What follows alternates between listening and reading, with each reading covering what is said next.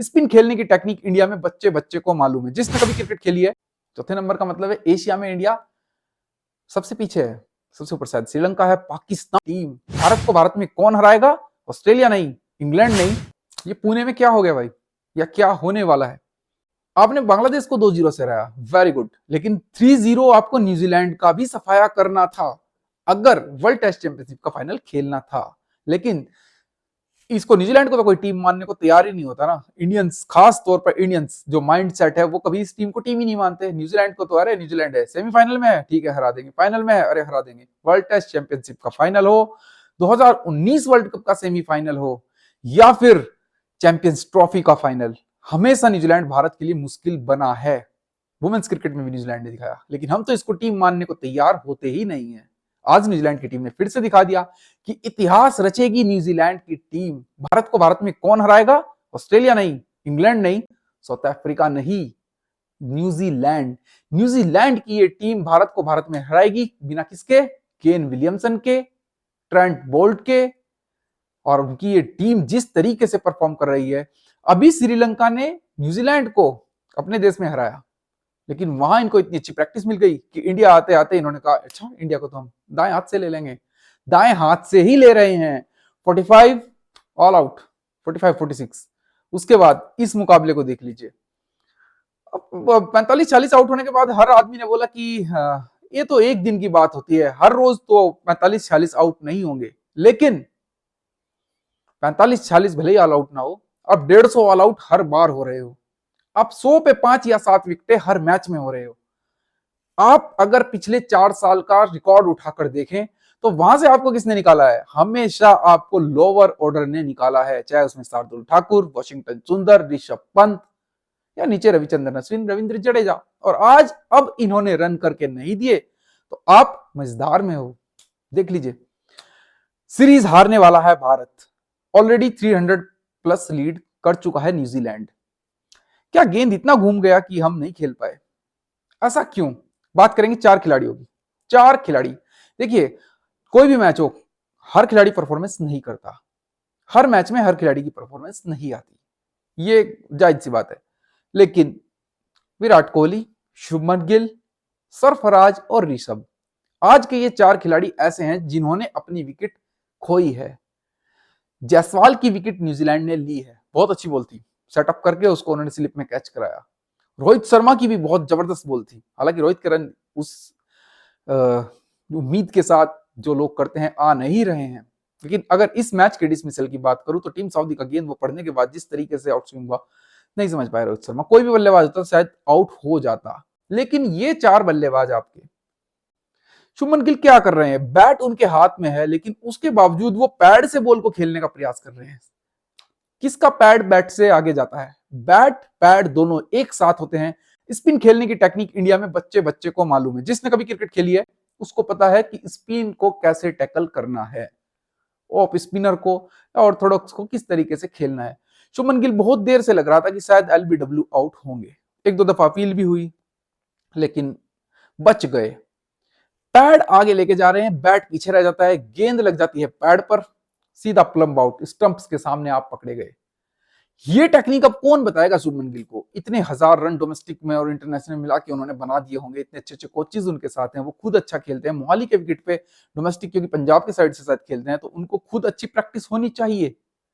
शुभमन गिल का विकेट, मुझे नहीं लगता शुभमन गिल अगर इस तरीके से क्रिकेट खेलेंगे तो बॉर्डर गावस्कर ट्रॉफी में सर्वाइव कर पाएंगे। उसके बाद विराट कोहली, शायद कोई दूसरा दिन होता तो विराट उसको गेंद को चौके के बाहर, बाउंड्री के बाहर पहुंचा देते, लेकिन ये बात अलग है कि वो एक बहुत कैजुअल अप्रोच थी। लेकिन क्या विराट कोहली उस गेंद को इस तरीके से खेलना एक वही ऑप्शन था? क्रॉस द लाइन, बैट पूरा क्रॉस ले गए और बैट नीचे जमीन में लेकर फुल टॉस पर बोल्ड हो गए। मुझे नहीं लगता कि विराट को कभी इस तरीके से पहले आउट होते हुए देखा है, पहली बार। और शायद विराट भी खुद सोच रहे होंगे कि लाइफ में पहली बार और सबसे खराब तरीके से इस मैच में विराट आउट हुए। उसके बाद सरफराज का जो शॉट था, शॉट सिलेक्शन थी, वो सबसे ज्यादा उससे मैं परेशान हुआ। सरफराज ऐसे समय पे विकेट फेंक कर गए जहां उनके रनों की बहुत ज्यादा जरूरत थी, और किस गेंद के ऊपर हल्का सा उनको ललचाया और उन्होंने देखा कि मिड ऑफ का फील्डर तो थोड़ा सा पीछे है, उसको मैं टपा दूं, आसानी से खेल के सिंगल हो सकता था, या मिडोन पे मारते तो शायद मिडोन का फील्डर घेरे में था, वहां से गेंद निकल जाती पीछे, लेकिन उन्होंने चुना मिड ऑफ को, हल्की सी खिंची हुई गेंद और उसको ड्राइव और सीधा फील्डर के हाथ में। वो फील्डर सेट ही वहां उनके लिए किया गया था, सीधा हाथों में लॉलीपॉप। अगर इस तरीके से आउट होना है सरफराज, तो टेस्ट क्रिकेट में सरवाइव करना बहुत मुश्किल होगा। सीखना होगा चेतेश्वर पुजारा से, सीखना होगा अजिंक्य रहाणे से। उसके बाद ऋषभ पंत, क्रॉस, किस तरीके का शॉट आप खेल रहे हैं? इस पिच में ऐसा कोई भूत नहीं घुसा है, एक भी गेंद ऐसा नहीं पड़ा है इस पिच के ऊपर अभी तक जो लेग स्टंप के बाहर पड़ के ऑफ स्टंप के बाहर निकल गया हो। इतना ज्यादा टर्न अभी तक किसी एक भी गेंद में नहीं हुआ है। लेकिन हमारे बल्लेबाजों को तो लगा है कि T20 खेलना है, फटाफट खेलना है, 250 से ज्यादा रन बनाने हैं, लीड लेनी है और इस मैच को खत्म करना है। ये पड़ गया उल्टा। जी हाँ, रोहित की कप्तानी में एक भद्दा रिकॉर्ड जुड़ने वाला है। भारतीय टीम घर में ये सीरीज हारने वाली है। मुंबई टेस्ट शायद इंडिया जीत जाए, लेकिन WTC के चलते आजकल उस मैच की काफी अहमियत बन जाएगी। तो शायद मुंबई टेस्ट इंडिया जीत जाए, लेकिन सीरीज आप हार जाओगे। अब बात आती है बॉर्डर गावस्कर ट्रॉफी की। बॉर्डर गावस्कर ट्रॉफी जिसको इतनी हाइप दी हुई है, मैंने कभी अपनी लाइफ में बॉर्डर गावस्कर ट्रॉफी की इतनी हाइप नहीं देखी।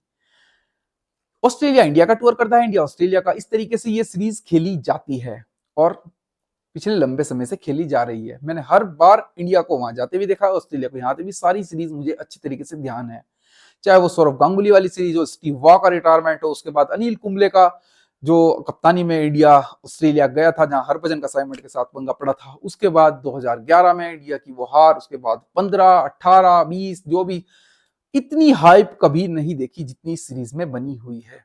ऐसा क्यों? क्योंकि मीडिया ने बनाया हुआ है। ब्रॉडकास्टर को देख लीजिए, ऑस्ट्रेलिया और इंडिया के ही ऐड चल रहे हैं टीवी के ऊपर। ब्रॉडकास्टर ने ये घोषित कर दिया है कि ये इंडिया न्यूजीलैंड की जो सीरीज है इसकी कोई वैल्यू नहीं है, बांग्लादेश को आपने हरा ही दिया आसानी से। अब सारा फोकस बॉर्डर गावस्कर ट्रॉफी के ऊपर है, लेकिन बॉर्डर गावस्कर ट्रॉफी की वैल्यू तब है जब आप न्यूजीलैंड को जीतो, न्यूजीलैंड को हराओ, इस सीरीज को हराओ, WTC के लिए एक मजबूत दावेदार बनो। साउथ अफ्रीका चैलेंज करेगा, अब श्रीलंका और साउथ अफ्रीका इंडिया को चैलेंज करने वाले हैं।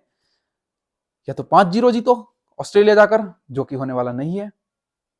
इस बार एक चीज बताऊं, आज हार हुई है तो बात करेंगे, हार हो चुकी है लगभग, कोई करिश्मा नहीं होगा, डोंट वरी, कल मैच खत्म हो जाएगा। हार हुई है तो बात करनी जायज है। जीत पर तो सब जश्न मनाते हैं, लेकिन हार पर बात करनी बहुत जरूरी है। बॉर्डर गावस्कर ट्रॉफी की ये हाइप इंडिया को डूब लेगी इस सीरीज के अंदर। भारत की हार का जिम्मेदार जो बॉर्डर गावस्कर ट्रॉफी पर इन्होंने फोकस कर दिया सारा, और ये जो बीच में IPL की रिटेंशन निकाल दी, सब पता नहीं किस किस को कहा जाए, डोमेस्टिक सिस्टम को भी कह सकते हैं। आपके डोमेस्टिक सिस्टम में ऐसे कोई गेंदबाज ही नहीं बचे जो स्पिन गेंद को करा सके।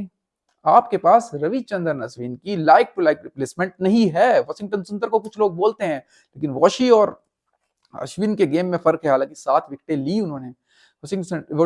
वॉशिंगटन सुंदर कभी अंदर रहते हैं, कभी बाहर रहते हैं। जलज सक्सेना एक ऑफ स्पिनर और भी थे, लेकिन उनकी एज भी रविचंद्रन अश्विन से लगभग बराबर ही चल रही है, तो उनके लिए तो खेल पाना मुश्किल होगा। हरभजन सिंह को हमने देखा, उसके बाद रविचंद्रन अश्विन ने वो बैटल लिया, लेकिन आगे कौन? डोमेस्टिक में आपके स्पिनर्स ही नहीं है। स्पिनर्स का जो जादू इंडिया में हुआ करता था, आपको पता है भारत एशिया की या वर्ल्ड की बेस्ट टीम हुआ करती थी स्पिनर्स जो खेलती थी। अभी भारत दुनिया में चौथे नंबर पर है। चौथे नंबर का मतलब है एशिया में इंडिया सबसे पीछे है, सबसे ऊपर शायद श्रीलंका है, पाकिस्तान स्पिनर्स को अच्छा खेल रहा है, उसके बाद बांग्लादेश और फिर इंडिया। तो क्या हो गया है हमारे स्पिन सिस्टम को? स्पिनर्स क्यों डेवलप नहीं कर पा रहे हैं? क्यों वो बल्लेबाज खो दिए हमने? शायद रास्ता खुलता है चेतेश्वर पुजारा की वापसी का। रहाणे पुजारा दोनों एक साथ वापसी कर लें, ये शायद मुश्किल हो, ये बहुत मुश्किल हो, 1% चांस हो, लेकिन पुजारा की वापसी डोमेस्टिक में देखते हुए शायद हो जाए। पुजारा शायद आपको अब दिखाई दे बॉर्डर गावस्कर ट्रॉफी में।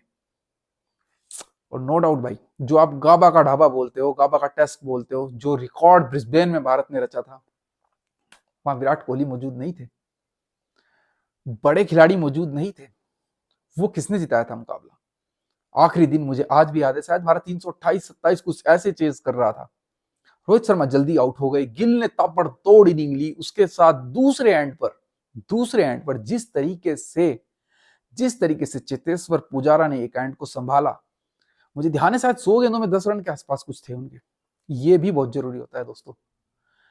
ये ही जरूरी नहीं रह गया कि ताबड़तोड़ इनिंग लो, मारो एक दिन में, आधे दिन में कानपुर टेस्ट की तरह खत्म कर दो। वो बहुत अच्छा खेला इंडिया, लेकिन गेंद, शायद पुजारा ने उस मैच में अपने जो बॉडी के ऊपर गेंद खाई थी, वो 25 से 30 गेंद उनको हिट की थी। उन्होंने बाद में टी शर्ट उतार के दिखाया था। अश्विन ने भी खाई थी।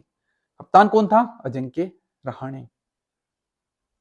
भारत उस मुकाबले को जीता था, लेकिन चेतेश्वर पुजारा की वो हाफ सेंचुरी, 200 से अधिक गेंदों के ऊपर बनाई गई वो हाफ सेंचुरी किसी शतक से कम नहीं थी, किसी man of the series, man of the match से कम नहीं थी। ऐसे खिलाड़ी चाहिए दोस्तों। अब कल खड़ा हो जाए कोई एक बंदा कल खड़ा हो जाए कि हाँ मैं जिताऊंगा इस मैच को, जैसे पुजारा उस मैच में खड़ा हुआ था। गिल के रन थे, पंत के रन थे, सभी ने मिलकर जिताया था, लेकिन एक एंड कोई पकड़ ले कि हाँ दूसरे एंड से मारो, खेलो, मैं इस एंड को नहीं छोड़ने वाला, मैं आउट नहीं होने वाला। ये गेंद जब एक बार पड़ती है ना, हार्ड बॉल इतनी अगर एक बार भी लग जाए ना, तो मुझे नहीं लगता कि दोबारा कोई खेलने के लिए तैयार होगा। नॉर्मल एक इंसान, 25 से 26 बार उनको ये गेंद हिट हुई थी बॉडी के ऊपर उस पारी के दौरान। कई बार हेलमेट्स पे लगी, यहाँ लगी, पीछे लगी, छाती के ऊपर लगी, हाथ पे लगी, अंगूठे के ऊपर लगी, मतलब बंदे ने पर क्रीज नहीं छोड़ी। चेतेश्वर पुजारा वापसी के हकदार हैं। अब डोमेस्टिक में अच्छे रन कर रहे हैं, वहां भी खेल के आए हैं, इंग्लैंड में भी। तो चेतेश्वर पुजारा के लिए शायद उन्होंने रास्ता खोल दिया है। केएल राहुल भले ही 11 में ना हो, केएल राहुल की भी बात करना नहीं भूलूंगा, लेकिन केएल ने भी 50-55 मैच खेल लिए हैं।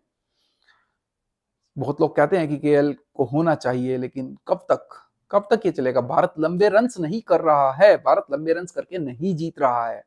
भारत अगर जीत रहा है अपने स्पिनर्स की बदौलत जीत रहा है। भारत अगर जीत रहा है लोअर मिडिल ऑर्डर की बैटिंग की वजह से जीत रहा है। शिखर धवन, मुरली विजय जब से गए हैं, ओपनिंग में आपने देखा एक बार रोहित का चला गिल के साथ, लेकिन अब जायसवाल से काफी रन की उम्मीद रहती है, लेकिन रोहित और फर्स्ट डाउन वाली हमेशा चेतेश्वर पुजारा के जाने के बाद जो स्लोट है वहां से वो रन्स नहीं बह रहे हैं जो पहले बहते थे। जिस तरीके से धवन और मुरली विजय अटैक करते थे, देख के खेलते थे, अटैक भी करते थे।